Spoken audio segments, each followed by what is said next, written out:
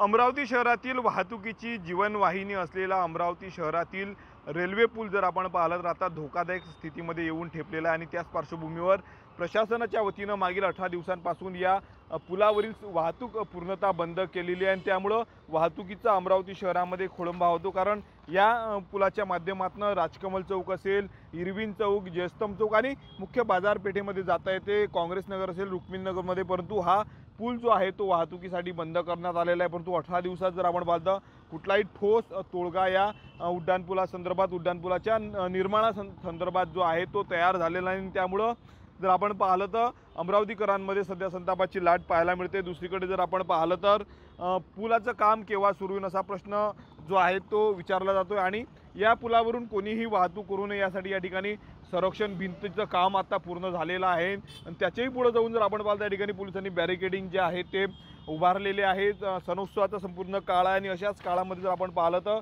हा पूल जो आहे तो बंद करण्यात आलेला आहे वाहतुकीसाठी। त्यामुळे शहरामध्ये जर आपण पाहिलं तर वाहतूक कोंडी सायंकाळी मोठ्या प्रमाणात होते आणि दुसरीकडे 18 दिवस उलटूनही जर आपण पाहिलं तर कुठलाच तोडगा प्रशासनाने काढला नाही आहे। स्वप्नील उमाप, TV9 मराठी, अमरावती।